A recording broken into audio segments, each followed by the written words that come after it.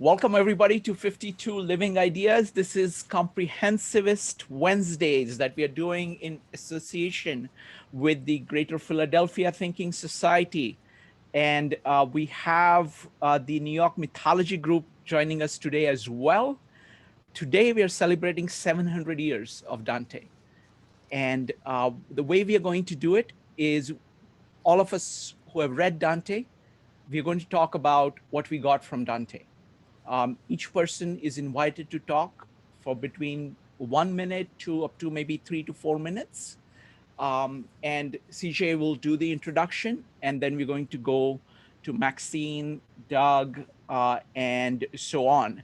So if you would like to line up to share your thoughts about Dante, just go ahead and type exclamation mark in the chat or raise your hand in Zoom by clicking on the little hand icon. I can't see all the hands.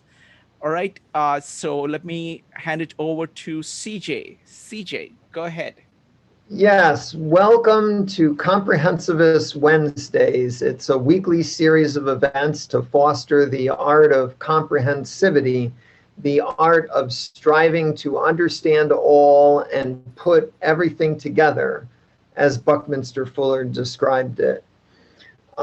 Tonight we are celebrating Dante Alighieri, who was born in 1265 and died in 1321, 700 years ago.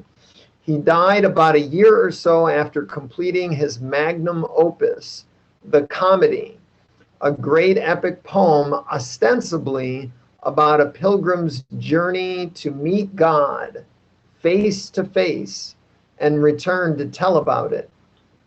But the poem is so multidimensional that we should not restrict our understanding of it to the mere literal story of its plot. Like all great literature, it speaks to profound issues of the human condition at many levels. But of course, in and from the parochial garb of a storyteller, who is necessarily cloaked in the author's particular life history with the cultural furnishings of their time. With that, I invite you to join me on a 9-month epic adventure reading 2 of Dante's great works between now and mid-September to celebrate the 7th centennial of the legacy he bequeathed to us with his death in 1321. The plan is to read the Vita Nuova, or the New Life. I'll be reading the English translation. It is Dante's 1294, that's when he wrote it, text about courtly love.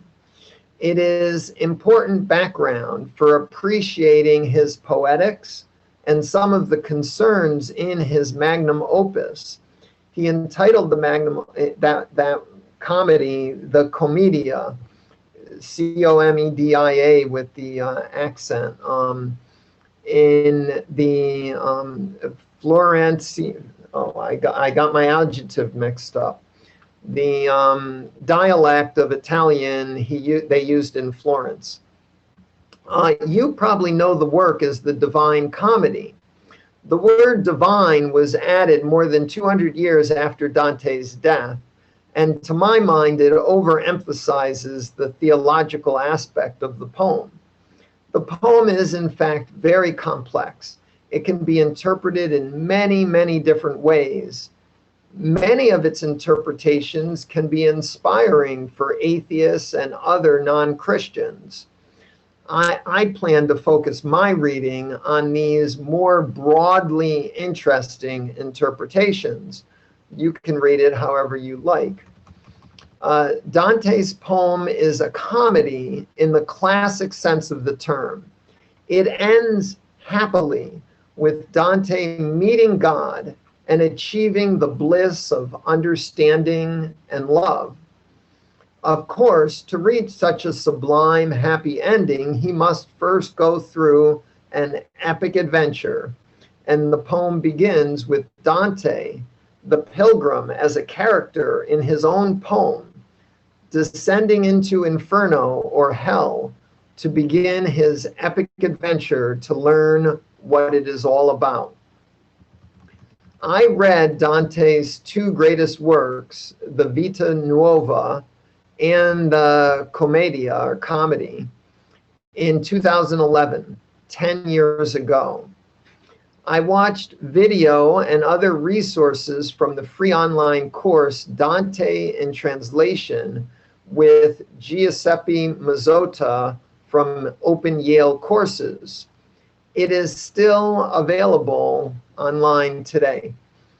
I will not be rewatching the Mazzotta lectures this time. They are exquisite, but you know, been there, done that. Besides, he doesn't talk about every canto.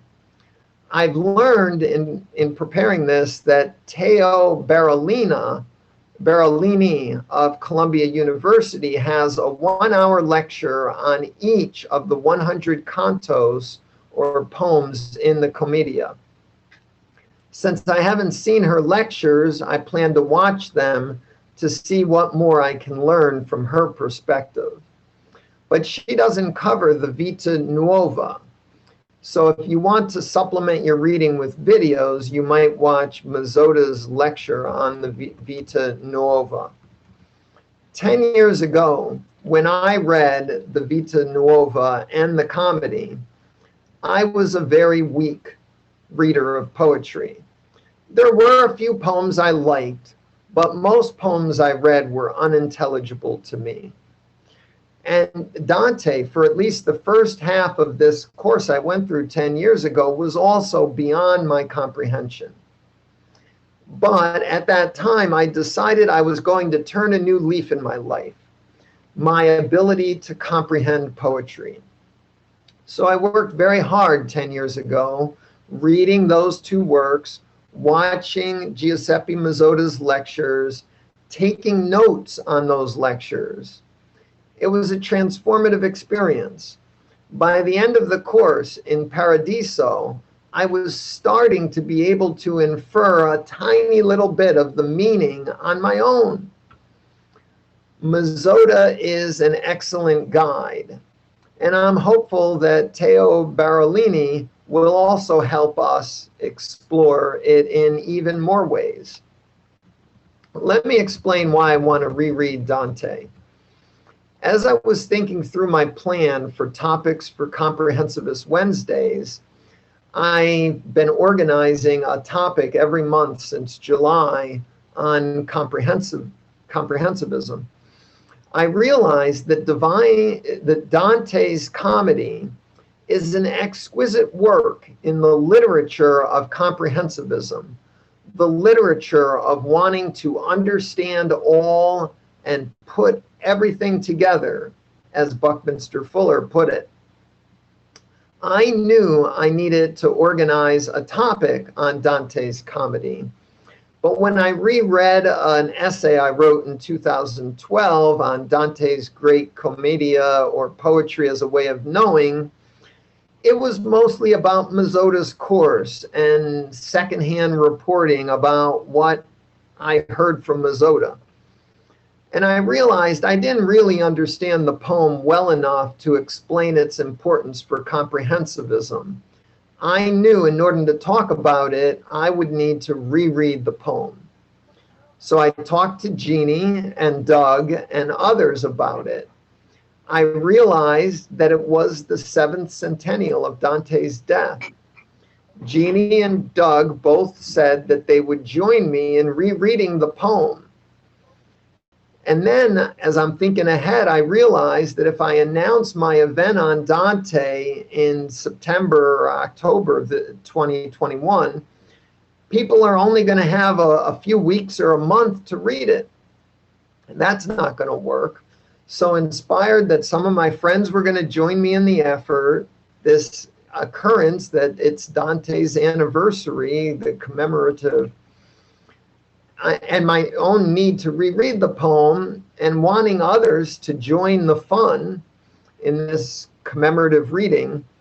So I wrote a web page, it's linked to in the event description, Reading Dante in 2021, to help coordinate getting others involved in this epic adventure of reading Dante on this commemorative anniversary. Now, why should you read Dante? Well, because the Commedia is intricate, dramatic, it's thrilling, mind-blowing at times, it's cosmic, sometimes shocking. It addresses ineffability. Ineffable means unable to be put in words. And the comedy, it is a little bit oppressive at times, but altogether it is extraordinary. You should read it to celebrate the legacy of a great figure in world literature. Read it to learn the details of an epic story that is widely referenced in our culture and many others. Read it to learn read it to learn about the poetics of one of the world's greatest poets. Read it to learn about an important work of history, which reminds us of the vibrancy of medieval culture and the history of romantic love. Read it to learn about the science, philosophy, politics, religion, and culture of the Middle Ages. Read it to engage in expansive journey through the liberal arts as Dante guides us through his encyclopedia of learning. Read it to learn how Dante imagines the interconnectedness and unity of knowledge integrating the liberal arts as well as faith and reason in his tour de force. Read it to learn of a powerful work surveying the breadth of human knowledge and activity in a cosmic context. Read it to learn of an early example of prospectivism, which was to become a major theme of the medieval Renaissance. Read it to learn of Dante's vision of a universe of desire and love. Read it to learn how a great poet envisions a pilgrimage to meet God face to face and return to tell us about it. Read it to learn about a grand vision of humans in the cosmos, seen by a poet 700 years ago. The plan on my Reading Dante in 2021 page recommends that we read the poem at the slow rate of 3 cantos per week. Hopefully that can accommodate even those of you with very busy schedules. We start in January right now reading the Vita Nuova, the New Life. And in February, we start reading the first cantica of the comedy Inferno. At that pace, it will take us 9 months to go through it. It will be epic. That's my introduction. Thank you, CJ. So folks, we are celebrating Dante here. If you have read Dante, we would love to hear from you. You can speak briefly for a minute, or you can speak up to 4 minutes, whatever you prefer. So it's going to be Maxine, Doug, and Joe next. In order to share, just go ahead and type exclamation mark in the chat or raise your hand in Zoom. Maxine, you're on. Okay. You know, I always like to link the mundane to the abstract. And that's why I like Dante. If Dante were living right now, he would probably be in our group. And he would. He has the same problems that a lot of us have. And even though it was centuries ago, he's trying to solve them to get to a better life. Now, besides reading Dante, you have to zero in on what was love like during the Greek period. And it's not the same as people go to the movies today and sing. So the beginning, it's very good before you start doing this that you know what his problems were. He was a very, very unhappy person looking to find his way. His mother died when he was young, and he had a girlfriend. Well, he would have liked her to be a girlfriend, but she died too. And he constantly did not want to look back. He wanted to look forward. And his problems were this quite what we talk about all the time. So the beginning, when he talks about his love, it's not that kind of love. What I would say when you are reading it, the videos are really helpful. Otherwise, you really run into a problem. I didn't do the Columbia videos. I did the other ones, and they were very helpful. The Good Life, I don't know if he said he reached it, but I'm not sure. And when you read this poem, you may not think at the end of it. I guess he was very happy when he reached it, but there are so many things in this poem that you could take with you right now. It's a very, very interesting poem.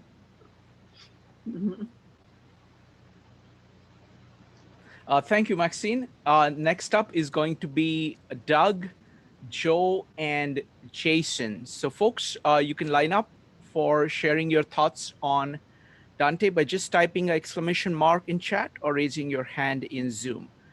Doug, you're next. How long do you want me to talk? Or? You can talk up to 10 minutes. Oh, okay. I probably won't use that long, but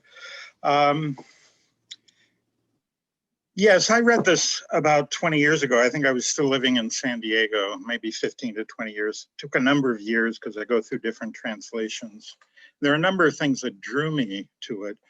One actor who was really literate sort of recommended it, and actually another experimental playwright recommended it. And so I said, oh, well, that's interesting. So I began circling around it. I also had been reading a lot of Sufi poetry, probably since the 80s, and different philosophy and different things. And I kept hearing that this is patterned a lot off of Eastern influences and Sufic things. And so I dove into it. And it clearly, and the reason I think we're starting with La Vita Nuova, I've been studying Spanish, so I'm not sure I'm pronouncing the Italian right, is because it does start with his first love, and it's his first poem, and he wrote his first poem after he saw her for the second time, separated by 9 years, and the number 9 is important. So he met her when he was 9 years old, or saw her, didn't speak with her. Then she spoke to him in some way 9 years later, and he immediately went home and had a strange dream. 9's important because it's like the Trinity trebled. It's 3 things tripled. And so there are all these mathematics in it, and like certain dreams happen at the 4th hour, which is the beginning of the last 9 hours of the night. And there are all this sort of symbolism, which is fascinating. I mean, because geometry, even as a writer, sometimes I find geometry really stimulating. And what I've even learned from Buckminster Fuller, but also the triangulation of Greek drama and all of that.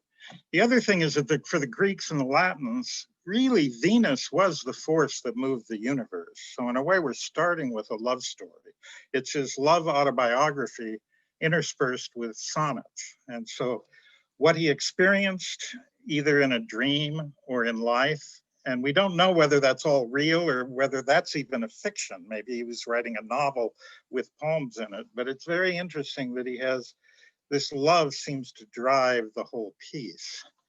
And then I got into it when I finally read the Divine Comedy. I think I read The New Life or A New Life Begins, or it's translated different ways, or there are different phrases in the book that refer to this early period of his life.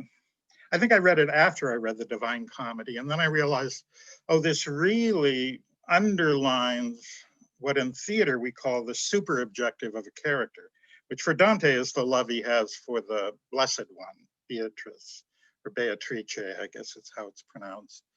And so that, the love for the beloved is a big thing. It goes back to the Song of Songs. It goes through the mystic in the Bible, it goes through the mystic writers. So this confusion between the beloved and is it God, or is it the woman, or is it the ideal of the woman? Is it the actual woman? I mean, there are all these different ideas that come into it. And so I found once I went into the book, there are a couple of odd things that struck me, and one for each book, strangely enough. The first was that Dante seemed to have a great joy at this point, which he describes as the midpoint of his life, even though he wrote it a few years later. But he had great joy in tossing, and grief, great joy and grief in tossing his enemies and finding his friends in hell. I mean, that was an interesting thing as a writer. A poet who's a political writer who just really relishes and grieves the enemies and friends he finds in hell. That to me was a very stimulating idea, which I think some writers today do, but not as overtly and directly as Dante. The next was the Purgatory, was the fact that to get out of there, you had to pray a lot, or you had to have people on earth praying for you. And somehow that exchange and use of prayer struck me as very fascinating. And also the geometry of winding down to the pit of hell and then climbing out and then winding up a spiraling mountain. The whole geometry, the spheres and the spirals is very striking to me. And then the paradise is interesting because he does find himself in an area where in hell, nobody's going to escape. In purgatory, you have an escape, you have a chance to escape. And in paradise, you've arrived. And so there's a very different poetry at work in that section. And I think the joy of being sort of in the area where Beatrice is, although even she, I think, points him to something greater than her, which in Sufi thinking, there's often there are various layers of light, and one light signals, you know, a candle signals to the sun that actually grew the plants where they got the oil to light the candle, and the sun comes from God. So all of this is a very ancient kind of theology, which poetically I find stimulating, even though religiously I'm something of a agnostic or a skeptic, or, well, I believe all things, I doubt all things, I guess. That's sort of, as a poet or as a playwright, you know, you have to believe everything and you have to doubt everything. And so that's kind of my position. But so that's sort of the overview. How long have I been talking? You're doing fine. You're making amazing observations. So please go on. So I think maybe I will read, oh, there's one other short note before I read what I think is the heart of the stimulus of the first book, La Vita Nuova, and then the Divine Comedy, because apparently the first book, which was his first book of poetry, he never finishes because he realizes he's got to write this other book. And he was a successful politician until he wasn't. And he would have never gotten to writing the big long book if he'd been a successful politician. He would have never found the time to do it. It's sort of like I never found the time to write the play about Buckminster Fuller until I realized I had to leave the theater I was running. If I kept running that theater, I would have never had the perspective to write the play about Buckminster Fuller. So it's interesting that we have his political failure to thank that he went on this inner journey. So that's a very interesting tension in the piece. But the third section, which I will read a chunk of, and it's three, so it's the Trinity, and it's the real one of his first main visions is here. So after so many days had passed, that precisely 9 years were ending since the appearance just described of this most gracious lady, it happened that on the last one of those days, the miraculous lady appeared, dressed in purest white between two ladies of noble bearing, both older than she was. Passing along a certain street, she turned her eyes to where I was standing faint-hearted, and with that indescribable graciousness for which today she is rewarded in the eternal life, she greeted me so miraculously that I seemed at that moment to behold the entire range of possible bliss. It was precisely the 9th hour of that day, 3 o'clock in the afternoon, when her sweet greeting came to me.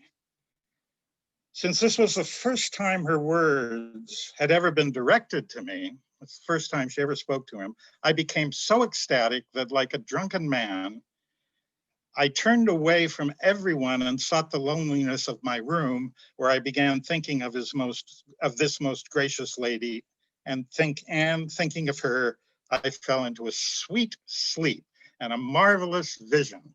He's 18 years old, right at this point. I seemed to see a cloud, the color of fire, and in that cloud, a lordly man, frightening to behold, yet he seemed also to be wondrously filled with joy. And this is love in a male personification. He spoke and said many things of which I understood only a few. One was, I am your master. I seemed to see his arms, a sleeping figure, naked but lightly wrapped in a crimson cloth, looking intently at this figure. I recognized the lady of the greeting, the lady who earlier in the day had deigned to greet me. In one hand, he seemed to be holding something that was all in flames. And it seemed to me that he said these words. And what he says in Latin is, behold your heart. So love is holding his heart in his hand.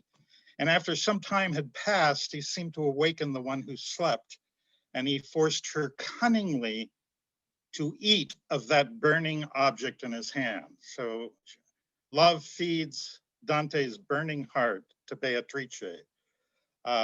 She ate of it timidly. A short time after this, his happiness gave way to bitterest weeping. That's love, began to weep. And weeping, he folded his arms around this lady, and together they seemed to ascend towards the heavens. At that point, my drowsy sleep could not bear the anguish that I felt. It was broken, and I awoke. At once, I began to reflect, and I discovered that the hour at which that vision had appeared to me was the 4th hour of the night. That is, it was exactly the first of the last 9 hours of the night. Thinking about what I had seen, I decided to make it known to many of the famous poets of that time, since just recently I had taught myself the art of writing poetry. So here he is, he'd just written poetry, he has this dream, and he says, I'm going to write a poem and send it to all the poets and get their criticism. I decided to compose a sonnet addressed to all of love's faithful subjects, that's the poets, and requesting them to interpret my vision. I would write them what I had seen in my sleep. Now, today we'd go to a Freudian or a Jungian analyst to figure it out. At that time, you sent it to poets and they told you what it meant. And then the sonnet follows, which I won't read, because I think the story that leads to the sonnet is the interesting thing. And then that vision of her and she speaking to him, which just electrifies him. Then he goes to sleep and he has this just insane dream. And then he decides that dream kind of drives his poetry for the rest of his life, really. And at the end of this book, he kind of says, well, I can't finish this. This is irrelevant. I have to write about Beatrice, who's already the one who blesses. She's already gone to heaven. So he's taken the physical, and by her going there, his love goes from the physical to the spiritual. But that's a book that will take 100 books to write. So that's sort of the geometry of the overlay that kind of fascinates me. And I don't remember the details. I have to go back. I remember some, but it's so rich, there's no way to absorb it in one reading. So now 20 years later, when CJ said, oh, I want to go back and reread this and I'd been thinking the same thing for about 6 to 8 months. And so suddenly it was like, so we're here in an odd synergy of interest in reading Dante. Wow. Wow. That was excellent. Thank you, Doug. I mean, it just shows, it's like when you have a mind like that, exploring his own experience and talking about deep things, it's a very interesting combination. He comes from a different time, but at the same time, he's quintessentially human, and quintessentially, he's dealing with the same issues, but in a different context. So it gives you kind of insights that you wouldn't get elsewhere, just because of the freshness of the way in which he puts it. So thank you. Next up is going to be Joe, followed by Jason. Joe, go ahead. I'm sorry, I'm beginning to lose sound. Maybe I have something else running that I need to close. I mean, it's pretty big challenge to follow that. I mean, that was pretty intense. But the most important thing I think about this book is the idea of a journey to a new self. And that's the reason why I'm really excited about reading it. I mean, his personal story and political situation has also resonated with me a lot. And the idea that, he was with the Guelphs and he spoke out against the Pope, who were mostly focused on the idea of expanding the Pope's power at that time. Were you about to say something? Or Sorry, Joe, can you move your mic away from your mouth? Oh, sure. There is a lot of scratching. Okay, that's good. Is that better? Okay. Much better. So was the idea of the Guelphs and the idea that they were mostly focused on expanding the Pope's power. And this is important because he loses everything. And this is why he's able to write the poem in the first place. And, this had already been spoken about with Doug, but this part of the transformation process is kind of what we've been studying here at 52 Living Ideas in a number of different areas. It's not just this, just captures it from the personal experience of Dante. One of the other reasons I find it to be really exciting to read this as well is the idea of the arts of words and the arts of numbers and how they actually come together. And then you have a real idea as to why you learn these things, which is ethics and metaphysics. And so this is really covered in the course. And there's also a course at the University of Chicago that is also, I'd like to mention as well. I've only seen a little bit of those lectures, but I think that this is a journey that we can all identify with. So reading this together as a group really makes it all the more rich and powerful. So I'll just leave it at that. I'm not going to go into the whole, the ideas of, it allows you to answer questions like what is justice and, the idea of free will and all those. We'll get into those as we go on. But it's a very, very rich work that we have that I'm really looking forward to exploring with everyone. Wonderful. Thank you, Joe. Philip, welcome. So Philip is from the mythology group here in New York, and they spent 3 years going through Dante. So I'm going to go to Jason first, and then Philip, I'm going to ask you about your experience of reading Dante over 3 years, and then we'll go to Vanessa. Jason, you're next. Hi, everybody. Originally, I'm from Taiwan, and then we of course we learn Europe history, and only put one sentence. Okay, in certain years, 12 something, and Dante write a famous book called Divine Comedy. That's it, and we have to memorize and pass the test. Okay, that's only I got. But I'm so curious why Dante and why Divine comedy is so important. So when I come to America, a couple of years ago, I got this book, and then I decided to swallow it. Okay, it's a terrible experience. Okay, But I will say I learned a lot because there's talk a lot of people about religion and many things. So I do a lot of research based on this one. So this one is kind of bring me to the European Western culture, theology, philosophy, literature, everything. It's a encyclopedia to me. Okay, so I probably miss, since I dive in the small detail, I probably miss the big picture. Okay, so only thing I get is a lot of name, a lot of religion, a lot of people. So I just sat behind, and my original interest is still in philosophy. So I joined other. So that's been many years. So until I think a few months ago, I'm in the reading group. We are reading the Gabriel Marquis, The Love in the Time of the Cholera. Okay, that's a story. Is very. I really like this book. But if you talk about story, that's Florentino, the man, he stalked, basically is a stalker. He waits for the girl for 50 years, then until her husband died, and then continue. It's in a way, it's a stupid, but in a way, it's interesting. So that one then remind me about Dante's Divine Comedy. Talk about Vita Nuova. When he was 9 years old, he met a girl who is the beginning of 9 years old. He is at the end of 9 years old. And he probably don't know Beatrice's name. I think he gives her this name.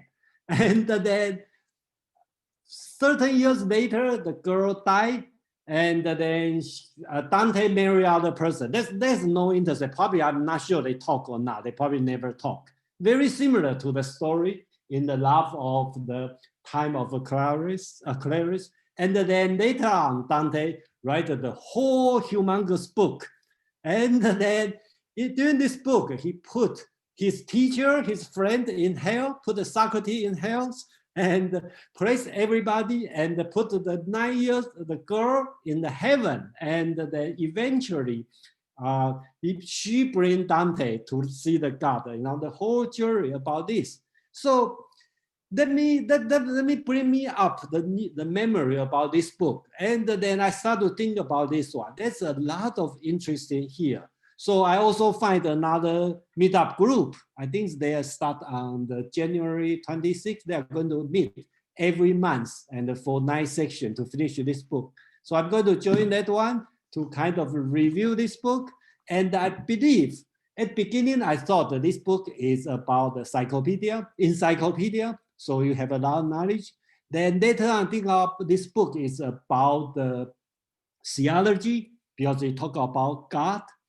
And at this moment, I kind of think about this book, it talk about love, okay? So because last week we had a meetup group, we talk about symposium, Platonic symposium, they talk about love. So all these things put together, so bring me to review this book. And then I think that's the time for me to revisit this book in a different view. And then I will wear different glasses to look at this book. So I think that'd be wonderful. Thank you, everybody. Jason, great observations. Thank you. And this is a mark of a great poet when he says something and you cannot, you think that it is an encyclopedia, a theological work, and a love poem at the same time. That's what poets manage to do. All right, Phil, welcome. So Phil is from the New York Mythological Society, and they have been studying Dante for the past 3 years. So Phil, fill us up with what is it like? What was it like? Well, yeah, it was an amazing journey. It's been an amazing journey for us. We never thought it would last that long, and some people thought it was a little bit too long, but I thoroughly enjoyed it. We meet once a month, and we also took our time. We read about, I want to say, 3 to 4 cantos every read and discussed 3 to 4 cantos every meeting. So it took us a long time, but it was a wonderful experience, because as some of the other people have mentioned already, this is a unique work. It is an encyclopedic work like no other. I can't think of any other work in Western canon that parallels the Divine Comedy to the degree of how it is so comprehensive in its treatment of life, philosophy, love, just about any subject you can think of. I mean, the Bible is the only other book like that comes to mind, but Dante, of course, takes the sacred tradition of the Bible and Christianity and brings in the classical tradition and weaves them together in this unbelievable tapestry that is just magnificent. And so he manages to find parallels in the Bible with the classical tradition. And so you have some of the mythology surrounding Zeus or Jove and the God of the Old Testament, and some of the themes along those lines. But then also, obviously, the personal touch of the poem is absolutely unparalleled, in that Dante really tells us his own story, his own journey. It's a journey along multiple dimensions: a spiritual dimension, a personal dimension, didactic journey of I guess instructing people how to live well, but also maybe ultimately it is a journey of personal experience. And you know, many people have struggled to sum up the theme of the comedy. I don't know if it's possible, but I guess since we you know, Dante is going towards a particular goal, in the end, in the Paradiso, it's the beatific vision, the vision of love and of the eternal, of perfection. Maybe, you know, a good way to describe it is the journey is from wrong loves to a perfect love.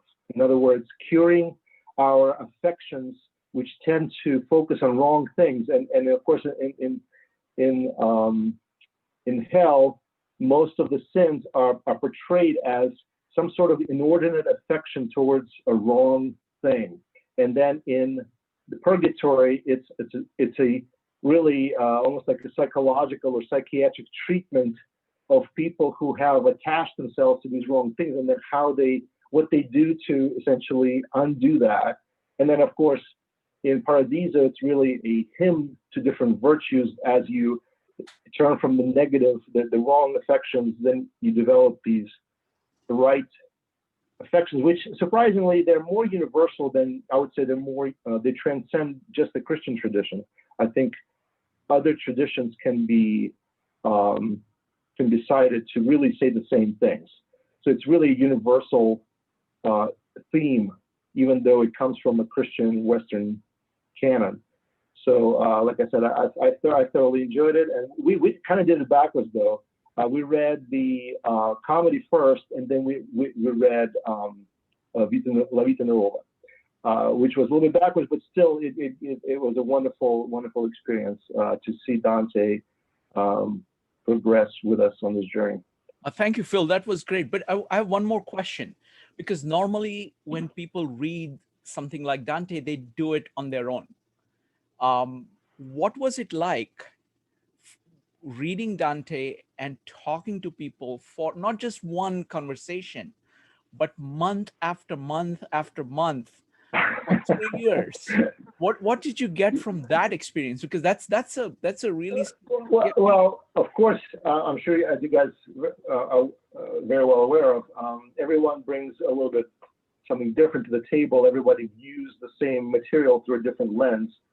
And in our group, even though we're not as large as your group, we have very interesting characters, and everybody looks at a particular scene or scenes from their life perspective. And we've had people from, from different perspectives, some from historical, some from mythological, others from more spiritual or literary tradition.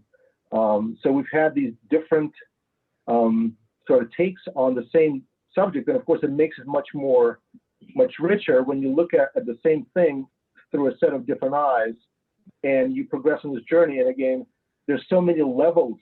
Even if you just discuss it on a kind of in a lecture setting, I'm sure any lecturer is aware of many different levels. Dante himself, in his letter to Count Ferdinando della Scala, explains the several different layers of interpretation that he meant to express in the poem. And of course, beyond that, there's so much more. So you really are getting a full education of both cosmology, medieval cosmology, medieval religious life, of course, political life, which is very tightly interwoven with the different themes of hell, purgatory, and paradiso. They're all interwoven with the political life of Italy at that time, and some of the prior events that have shaped the context of the poem. So again, it was an amazing, really very enjoyable time for us, because we've had people from different backgrounds. We have somebody who taught Latin for his professional career.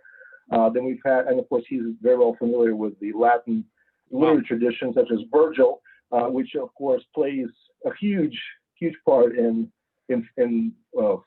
influencing Dante and Commedia as a whole. Of course, Virgil is his guide through the netherworld. So anyway, I think it was an amazing experience to do it as a group. And you really get a lot more out of it than you just listening to a single lecture, because then you can, and everybody prepares. I mean, that's the key, I think. Everybody does, because our meetings were so far between. Everybody had ample time to prepare. I was doing just some searches on different papers on Dante. There's several journals that are devoted to just Dante studies, things like that. So there's a lot of scholarship surrounding this book, just like Shakespeare, just like most major works. But this one is there are people that do nothing but Dante all their lives, and I think they have plenty of work cut out for them. Wonderful. Thank you, Phil. I want to welcome Indira, who is the organizer of this group, the mythology group. Indira, welcome.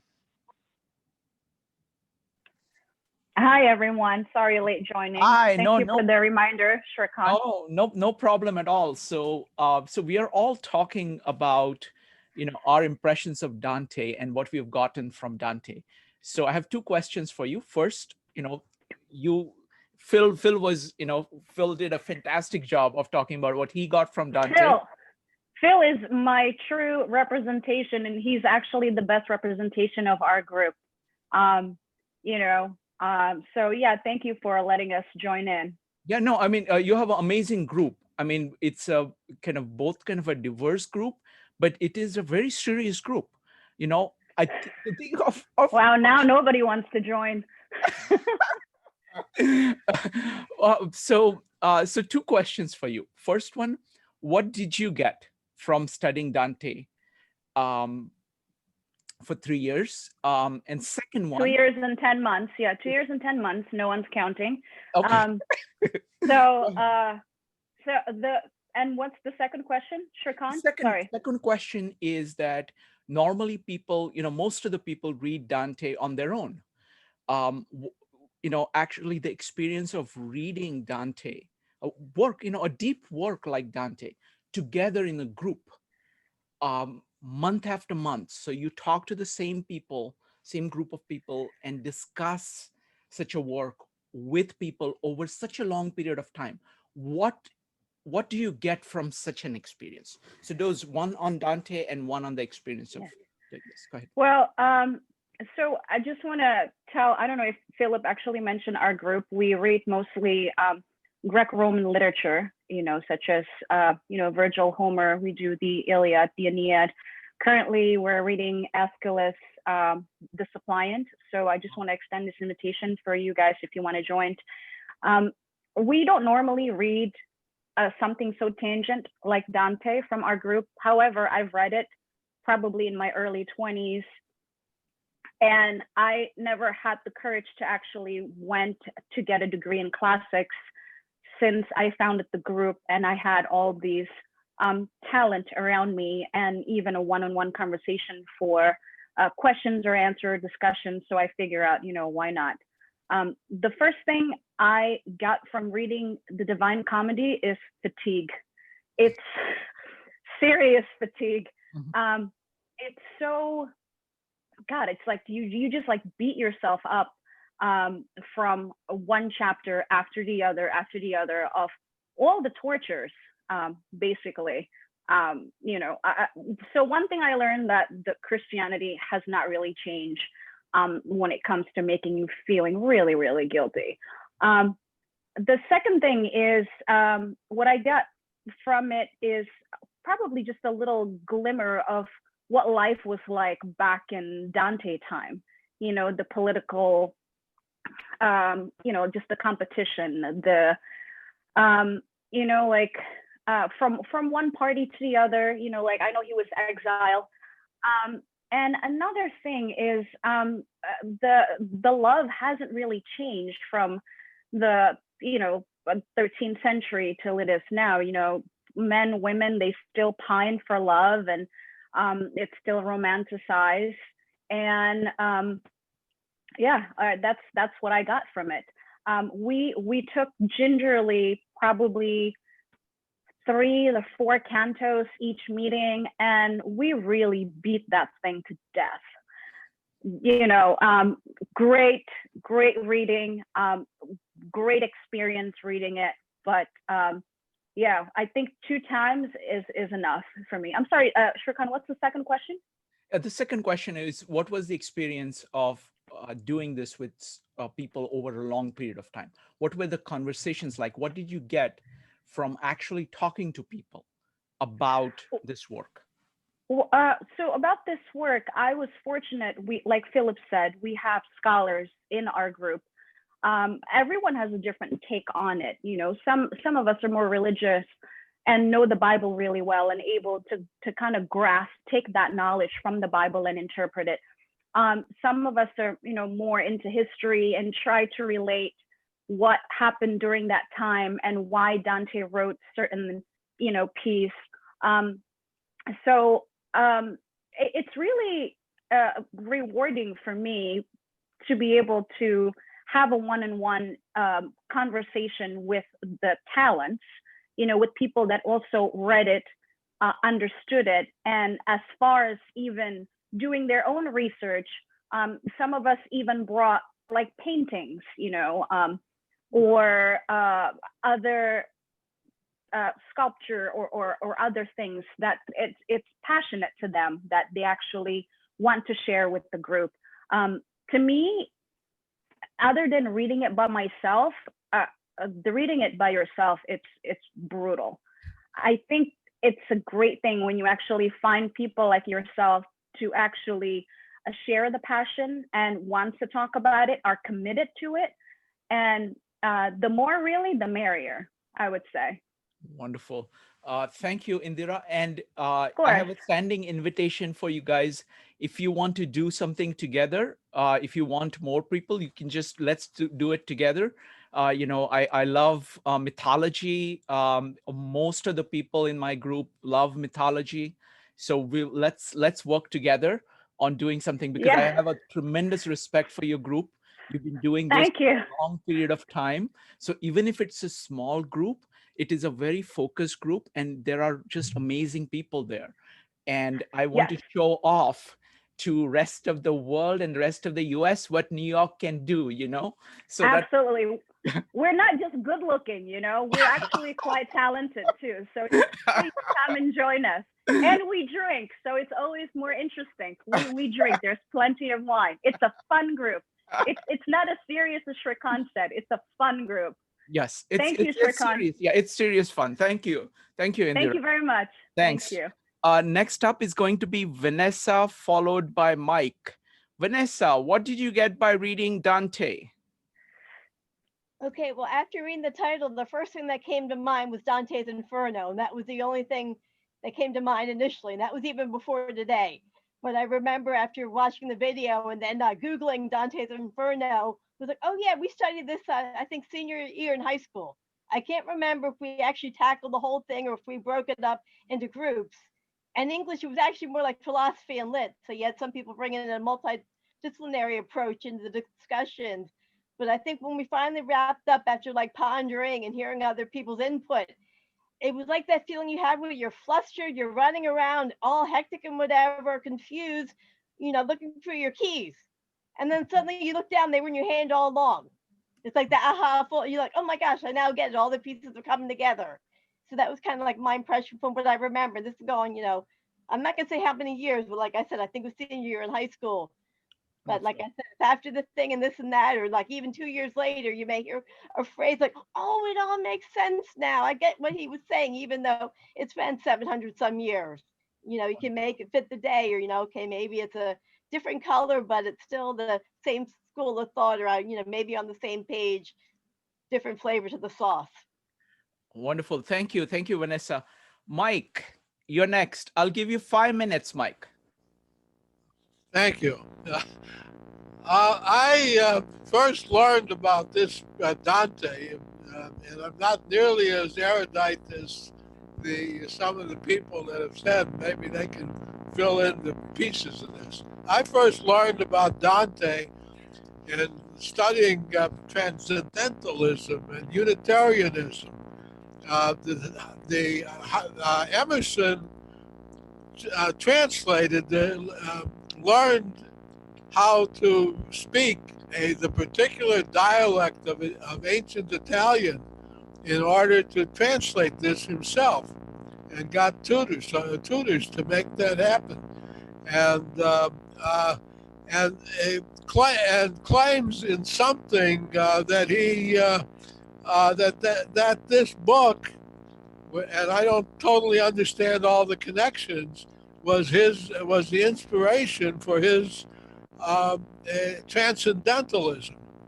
Now, I at one time thought that Emanuel Swedenborg, Dante, and John Milton must have talked to each other, but obviously that would violate some concepts of causality.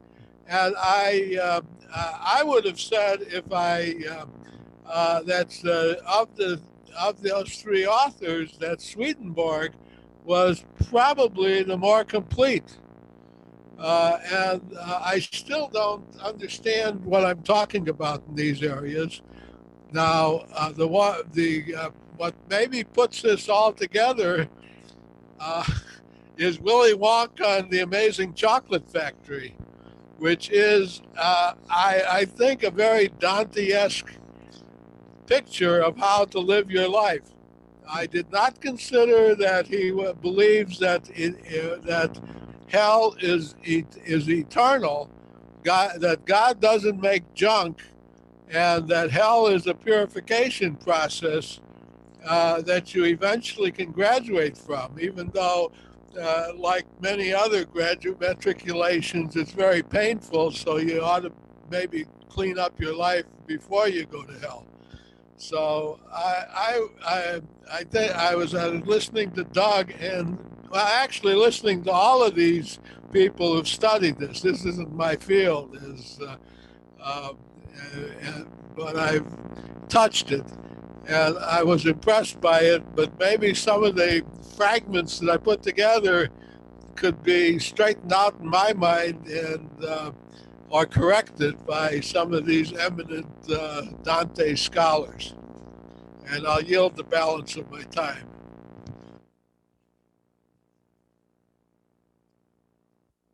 Thank you, Mike. You always have amazing historical context to bring on any topic that we are discussing. So really appreciate that. Next up is David S., followed by Jeannie. David. Yeah, hi. The one thing I wanted to say, apart from having a brief experience reading some of the cantos, and appreciating the fact that you're going to take this up, as it's a wonderful idea to work on this together, is that I also have encountered some of Dante's stories because, like Shakespeare, he's been played on. The themes are so wonderfully developed. There are operas written based on a couple of the cantos. So there's Francesca da Rimini and there's Puccini's Gianna Schicchi, which I didn't know until I read the libretto. Oh, this is coming straight out of Dante. So these are dramatic stories that depict personal struggles. And yeah, there's a great deal of description. They're all from the Inferno. They do describe the horrific punishments, but that's a balance to the fact that these were living in the flesh human beings with desires and beautiful things, you know, and needs and wants and related to other people, and the struggles that they cause are related to the form of the notion of the punishment. So I think it's there. Yeah, there's a horror to talking about hell, but this is sort of at a level of the poetic value of depicting the torture of doing certain things in the world and regretting them, right? Wonderful. Thank you, David. Next up is Jeannie. Jeannie, go ahead. Hello. I enjoyed reading Dante, and the first thing I wanted to say was, what kind of person would organize hell? I mean, hell would be normally thought of as chaos, and then to have the nerve to try to organize heaven as well, that's quite scandalous. How the book was able to survive all these years is just quite incredible. How did he get away with doing something like putting popes in hell, and still many books were burned or, you know, banned. This book survived, and that's very, very interesting, I think. Not only that, how did this book end up interfacing with Christianity and changing the way people actually interpreted Christianity? Back in the day, you know, through most of Western history, if you had a book, that book was the Bible. And if you had a second book, it might be the Divine Comedy. That is a very interesting, I mean, it wasn't like, you know, Sri Kant there with all those books in the background. It was quite different to have only very few books and to have this as one of the ones that ended up surviving. What I'm the most interested in is the sins as they were portrayed in the Middle Ages, and things like usury, you know, collecting interest from people.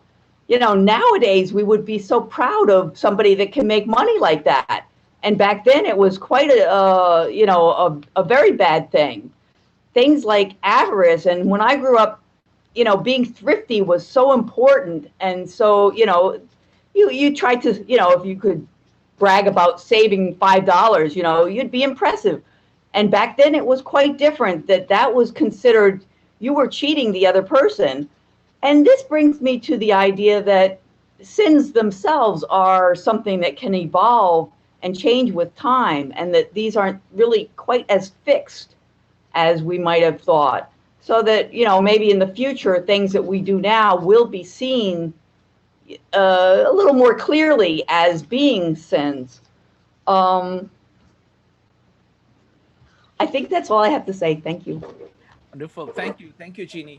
So folks, what we're going to do now is we are going to, as we always do, we're going to divide into small groups for about 20 minutes. So we get to talk back and forth about Dante. And then when we come back, anybody who has anything more to say about you know, their takeaways from this meetup, or their overall comments on Dante, any questions that they want to raise, we can do that when we come back. So I'm starting the breakout rooms now. The breakout rooms will last for 20 minutes. And after that, we'll automatically come back, automagically, as some people say, come back into this main room to discuss our takeaways. So I'm going to go ahead. I'm going to put the rules for the breakout rooms in the chat here, and then I will also put it in the the breakout rooms itself. Starting the breakout rooms now. All right, welcome back, folks. Welcome back. All right, so it's time for takeaways. CJ, are you back? Yes. Wonderful. All right, so folks, it's time for takeaways. You can talk about your impressions about the meetup. You can talk about Dante. If you have any questions, I would like, there is one thing that I do have a question about, and that is about translations. So if anybody has any thoughts about translations, which they have found useful, what are the pros and cons, go ahead and put it in the chat. It's going to be useful to everybody. All right, so and so we can go ahead and do takeaways. I'm going to give priority to people who have not spoken before. And in order to do takeaways this time, I'm going to take volunteers. So anybody who wants to give their takeaways, you can go ahead and type exclamation mark and I'll come to you. All right, who would like to go first? I'm raising my hand. Go ahead, Shirley. I just want to add this so everybody can see. And Dore, I got this book, Dore's, Augustine's Dore's Etchings of the Divine Comedy. It's an excellent, excellent book. Can you get it? Yes, yes. Okay. And I guess he says about 136 plates. It's very well recognized. And when I read this and looked at the pictures, I said, oh, I remember reading that. So it was a great reinforcer, and I recommend it. Got it from Thrift Books. Wonderful. Thank you. Thank you, Mickey. Next up is Sanjay. Folks, if you would like to share your takeaways or any other comments about Dante, any questions you want to put on the table, you can go ahead and type exclamation mark. And I'm going to give priority to people who have not spoken yet. Sanjay, you're next. Yeah, thanks. So yeah, I also would like to join in and read this with CJ in the group and Shrikant. So I didn't read Dante, the Divine Comedy in its entirety. I did read years ago in high school. We read a synopsized version of it. And I never really got the chance because it is such a tome. But this seems interesting. I didn't get a printed copy yet. I found a few translations on the internet, and I started reading through those. And what surprised me was that, I mean, it is very dense in language, but the allusions to historical context and events and people, that seems daunting. So I think that's going to make it more difficult to understand exactly the hidden meaning or the second and third layers of meaning in a lot of what he writes. But that intrigues me. I enjoy that aspect of history, and this is really not only historical work. It's work about humanity, about us as individuals and as complex beings. And it's a comprehensive work at many levels, and that's really what I find interesting about it. But also, it does seem daunting. So doing it in a group may be better. Thank you. Wonderful. Thank you, Sanjay. And I have also found, the way I think of it is that there are some people who are, whether you call them comprehensivist or whether you call them kind of deep thinkers. What I find is that whenever they are speaking about anything, they bring to bear such a rich context, and they're able to, no matter what they're talking about, they bring to bear all of that. I find that in Goethe, for example, there are a bunch of people, Shakespeare has that too. So it's like just the richness. It doesn't matter what they're talking about. They bring that richness to it. Next up is Anne. Anne, go ahead. Yeah, I was just going to footnote about the influence of Thomas Aquinas's theology on Dante's framework of vices and virtues, and of course, ascending to the beatific vision throughout the trilogy. So I don't know if anyone, has followed or has any interest in Aquinan theology, but that's definitely a thing in terms of how Dante framed the overall gestalt of the trilogy. Wonderful. Thank you. Thank you, Anne. Vanessa, what is your takeaway? Well, I want to join that group, and I'm deciding if I want to watch the videos first or attempt to read it first. So I may end up flipping a coin for that, but definitely reinvigorating my admiration for it. Excellent. So folks, anybody who wants to join the group, please go ahead and contact CJ. He's coordinating stuff. CJ, could you put your, I don't know what's the best way of contacting you. You can put either your website or whatever you want to put in the chat so people can get in touch with you directly. Give me a couple minutes. I'll put something there. Yeah, take your time. All right. So anybody else wants to share their takeaways? Okay. Let's see here. Give me just a second. Okay, so now I'll open it up to people who have spoken before.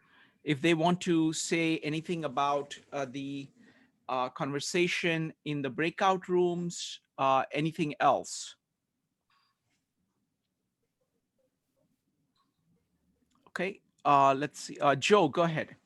So it's going to be Joe followed by Brian. Just one really interesting tidbit is the idea that of the translation it being in Italian, written in Italian at that particular moment in time, versus not being written in Latin, and that was interesting because it could reach a much broader audience, and so that this is something that was accessible. And David had some comments about the idea of the type of Italian that it was written in as well.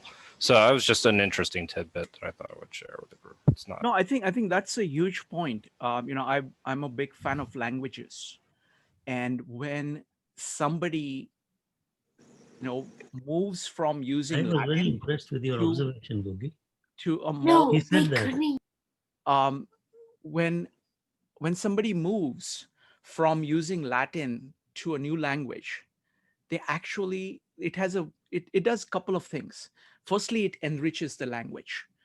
Secondly, it's a fresh expression, so they have to really figure out how to express themselves. So you see that somebody breaking new ground, like for example Shakespeare. In Indian languages, for example, there is a figure called Naneshwar, who was the first one who took the traditional language in India was Sanskrit, which is like equivalent of Latin, and all the philosophical work used to be written in Sanskrit. Whereas Naneshwar took the Bhagavad Gita, which is the core work, one of the core work of Indian philosophy, and wrote it in Marathi. And what he also did was that he used metaphors to make it accessible to anybody. So these people are like pioneers, not only on the thoughts, but on the expression, on language. And that's one of the reasons it makes, this is a great work of art. And because it breaks new grounds, not only in thought, but in language. Next up is going to be Brian, followed by Thelma. Brian. Okay, yeah, we had a very interesting breakout group, some interesting discussion. This is a book that I've wanted to read for decades, but never really found the time to do anything about it. The closest I came was getting a book which had the illustrations from Blake about the book, which was a very interesting book, and I still look at that sometimes. So I'm really looking forward to these sessions. I really am. That's it. Wonderful. Thank you, Brian. I would also recommend the illustrations by Blake, because that is something, Blake is a person who has the depth and richness of thinking that actually goes well with people like Dante, and he's able to express in visual forms. So it's like using multiple senses to get at what it is that. So I would definitely recommend looking at the illustrations by Blake. Next up is Thelma. Thelma, go ahead.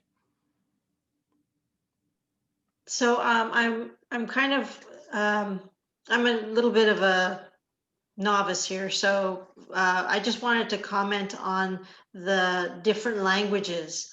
So I know everything was originally written primarily in Latin, and then there were these translations that went to Greek and then Roman, all this other languages. In my mind, I always thought that one would have to go back to the Latin and learn Latin, to read the Latin, to really understand the meaning. But I kind of wanted to pose that question to the more experienced people here, if that is really the case, or if the different languages bring an enhanced knowledge or enlightenment, or does it just kind of skew to different branches and getting different interpretations of the core message, which you would have to read Latin to be able to understand? Sure. It's a good question.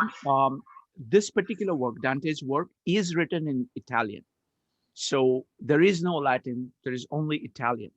But one advantage when somebody writes in Italian, most of the works that were written in Latin, after Latin stopped being the language, the common language, it's like it's part of the scholastic tradition. Whereas when somebody is writing in vernacular, he's actually engaging the senses, engaging the common experience. And somebody, a great poet like Dante, I don't know who mentioned this, is that they are able to do the most abstract and the most concrete. They are able to show you how the deepest philosophical or theological principles are operative in everyday things. And they do it in a language that touches your heart, that touches your imagination. And that is the power of a great poet writing in the language, their own language, instead of a scholastic language. And that you have in Dante here. Next up is David, followed by Rebecca. David? Okay, yeah, I wanted to say that as far as the language goes, so I think it's nice to go on YouTube and hear the original Italian, and they have an Italian version with English subtitles. So you can be hearing it and know what it means. And I don't know that they have the Italian words up, but if you look at the Italian as you're reading them, and if you know Spanish or any of the Romance languages, and English, if you're comfortable, there are a lot of cognates, and you can see what's being said, and the word order is very much a modern language. It's actually easy to understand a lot of what's going on. So it's good to mix the language and have the feeling of it and to listen to it. And his speaking in the vernacular of his time, in the street language, the public language, as opposed to the liturgical language. He's telling parables and writing dramas with narratives and universal stories about, as Jeannie said, about popes being in hell, about popular figures who corrupted their lives or have power, but there's something illegitimate. He's getting back at personae that he wants to describe in certain ways, and he can put all that in a language everyone completely gets. And so it's just a lot of fun to hear how it sounds. It's exactly what it sounds like on the streets of Italy, to listen to people, and they're just so it's lovely to just tune into YouTube too. Wonderful. Thank you, David. Next up is Rebecca. And folks, if you'd like to talk about your takeaways, you're welcome, or even if you've spoken before, you're welcome to line up to speak now. Next up is Rebecca, followed by Judith. Rebecca.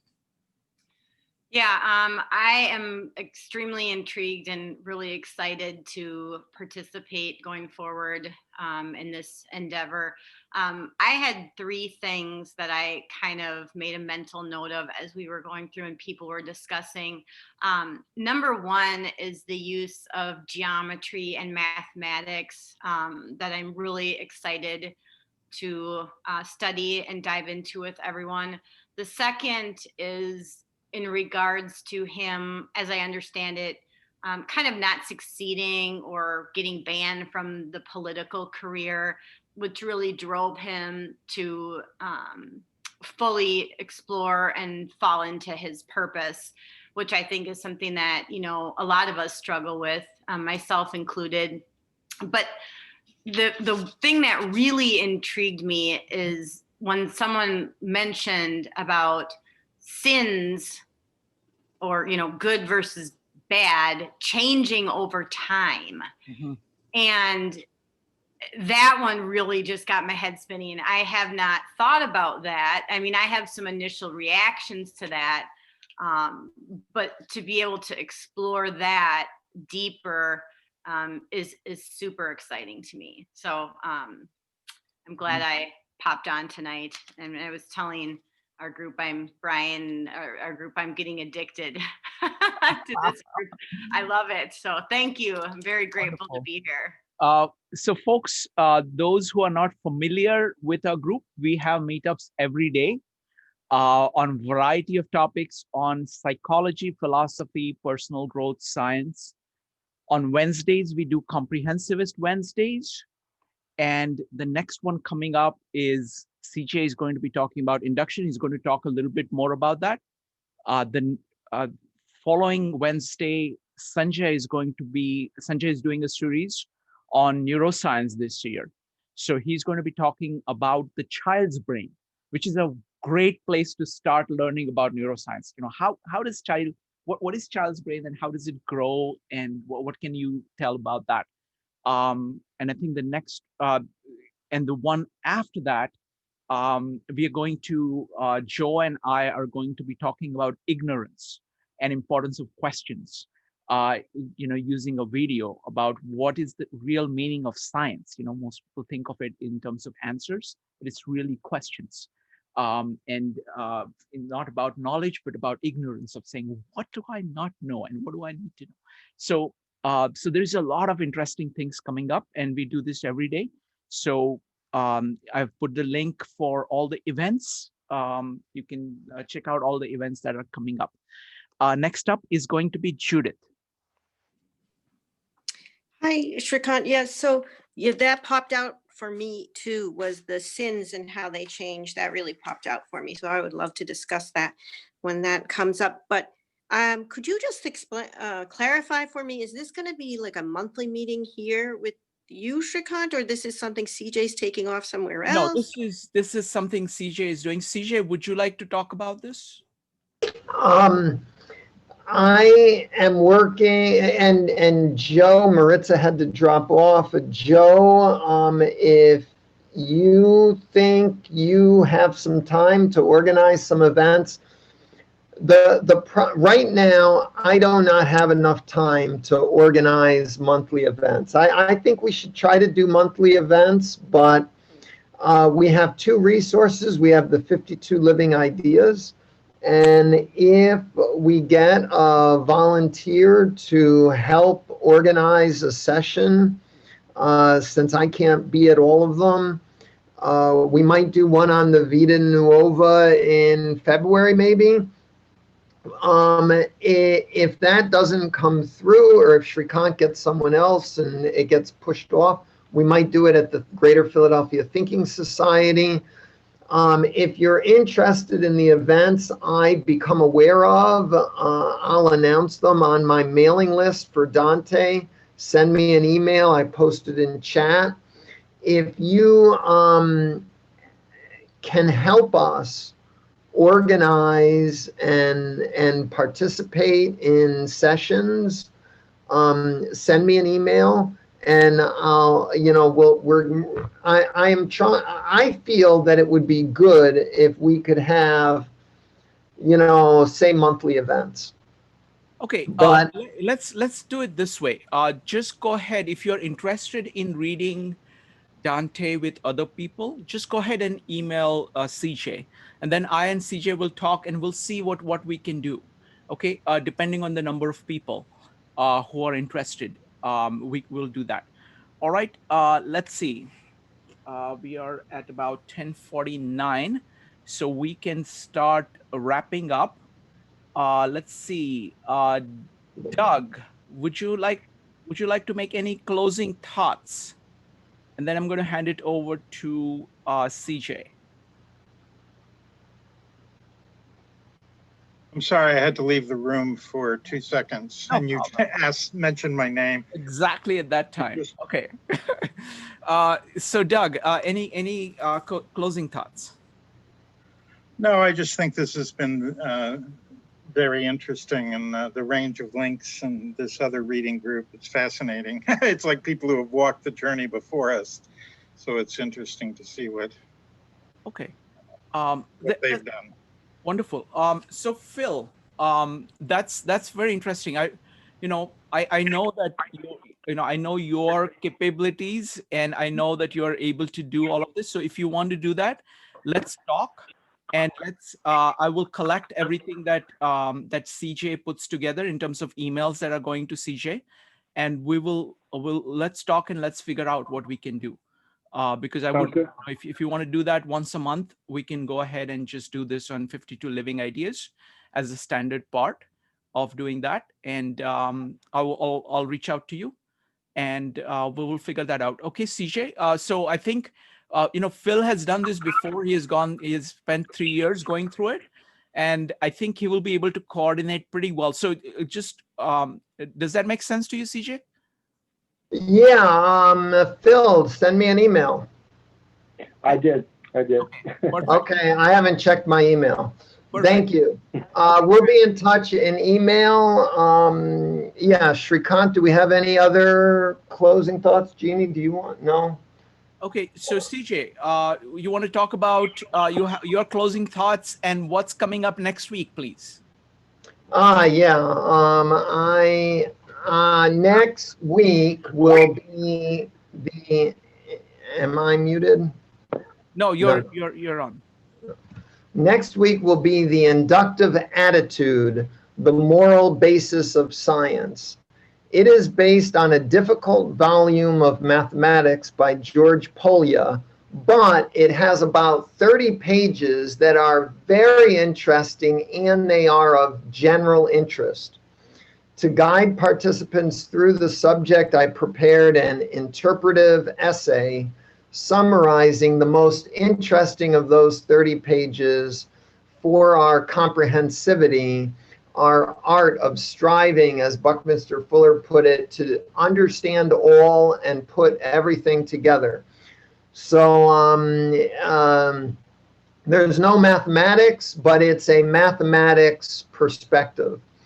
On Dante, I'm looking forward to reading the Vita Nuova in January. I have not started. I'll probably start tomorrow. I hope to start tomorrow.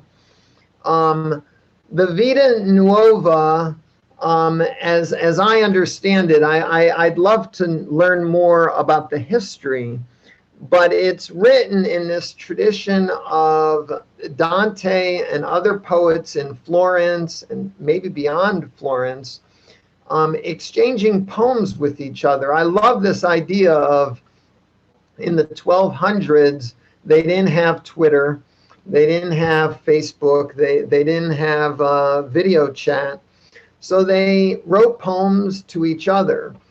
And my understanding from Giuseppe Mazzotta and the course I took is that in the 1100s, 1200s, I did a little research to get the dates, a new form of poetry started to form in southern France and northern Italy. It's sometimes called the Provincial Poets, or the Occidental, Occidental, Occidental poets. And they invented this tradition of courtly love, what you and I see as, you know, this sort of 1800s romantic, you know, courtly love kind of, you know, bring out your sword and on guard and, you know, throw your handkerchief because you've offended me. And this tradition of love poetry began. Dante's coming not at the beginning of this. Dante's not a pioneer, but he's coming in this poetry movement, and he's writing in this new style that Giuseppe Mazzotta said in the course was when romantic love was invented. And so I just love this idea of trying to understand through this the Vita Nuova, what did romantic love mean at a point in human history when it hadn't been invented, or it was just invented and it's all new and we don't understand it. We don't even know how to write it. You know, they were inventing how you write about it. And when we go into the comedy, one of the hardest parts for me in the comedy is, as a Buckminster Fuller guy, I really like mistake mystique. Spoiler alert, mistake mystique will be my February topic for Comprehensivist Wednesdays. And mistake mystique is this idea that we should learn from our mistakes, that we should value our mistakes. And the first time I read the comedy 10 years ago, and I was reading Inferno, and all this punishment, it really oppressed my sense of mistake mystique. So I'm setting myself a challenge. I'm probably going to fail, but I'm going to say it to so you can hold my feet to the fire. My challenge to myself is to find an interpretation of Inferno where there is mistake mystique, where Dante is a humanist like Buckminster Fuller and values us for our mistakes. One of the participants mentioned that Socrates is found in hell.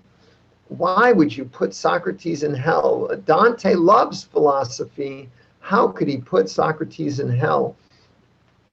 It makes me think that maybe the people in hell aren't all there to be punished, but to show us this.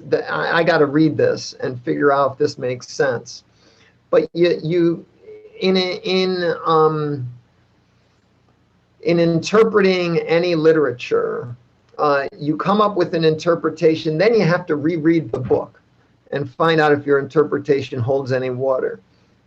And I'm looking forward to finding out if in hell I can interpret it that Dante put really good people in hell as well as bad people to show us that, you know, we have mistakes and we have punishments and there is mistake mystique and there is a humanism. I don't know if that's going to work, but we'll see.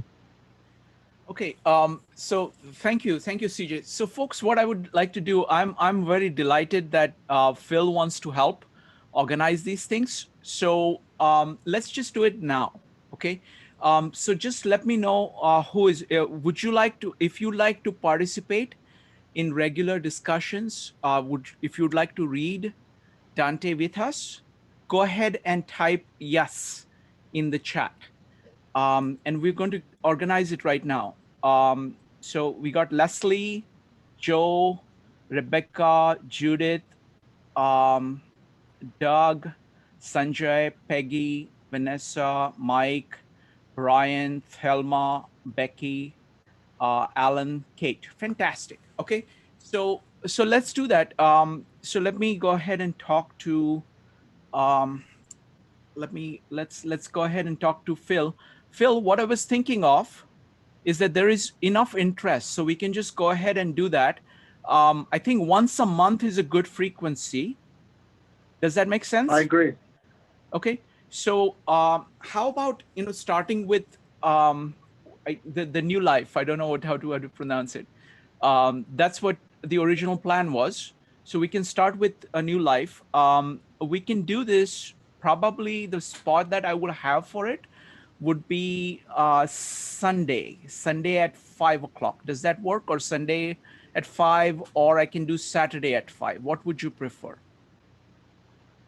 I'm okay. Sunday at 5 sounds good. Sunday at 5 is good. Okay, so let's do What Sunday. time, sorry, what time zone are we talking about? I'm on the west. Sorry, Sunday at 5 p.m. Eastern time. I have to remember to do that.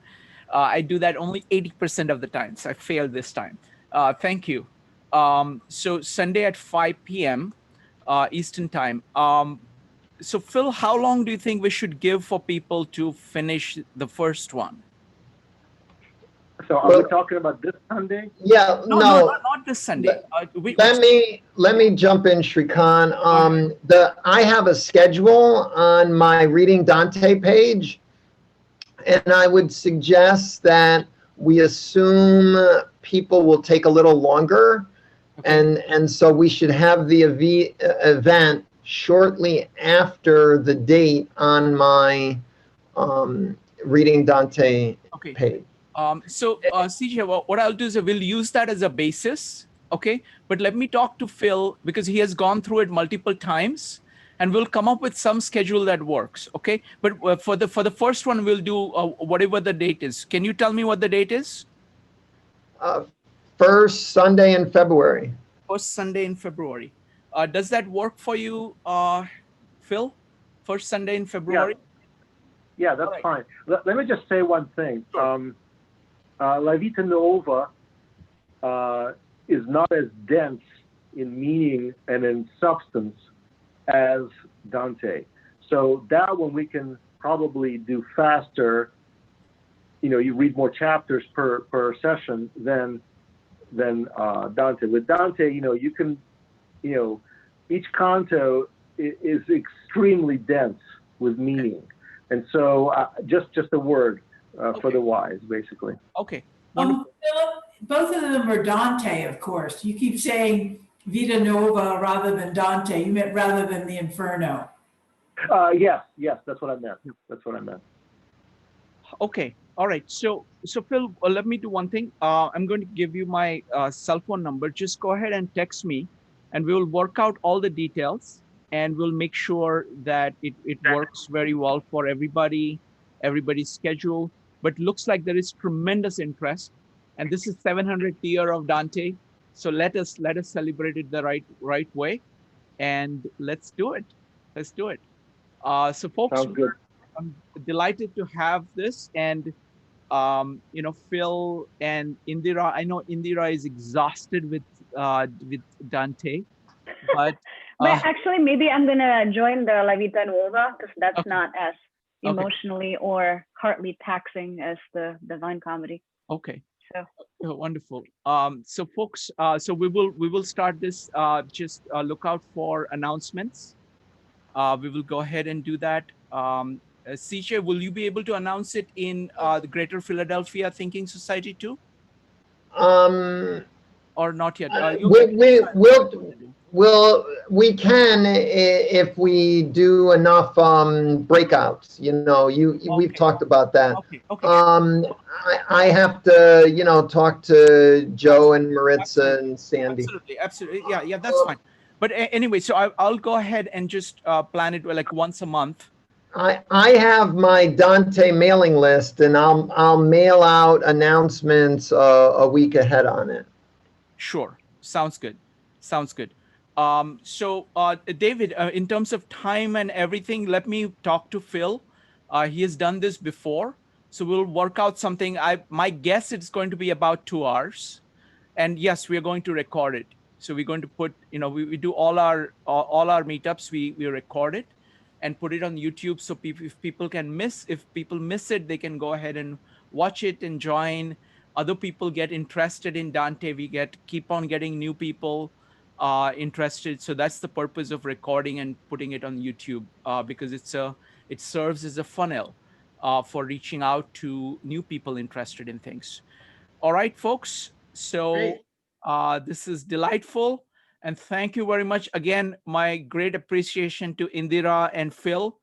you know, they are the ones who are, I think that was the biggest inspiration, because, you know, we were kind of struggling to say, okay, how do we actually create something that, you know, create a system where we go through Dante systematically. And because you guys have done it before, it just, you know, I think it's going to be very, very easy to do.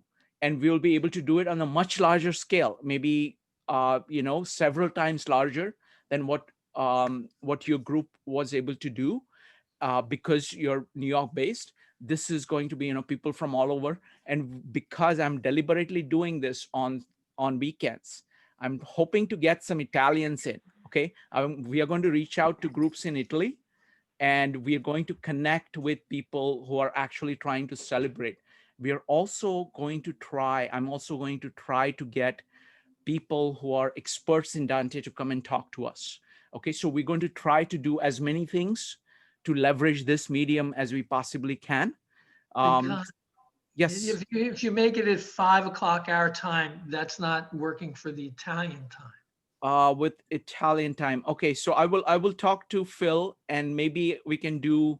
That's a good point. That's a hours and hours later, right? 7 hours, 6 of it. Yes, yes. I Good. think it's five or Okay, 6 is it hours. 5 now? The daylight, yeah.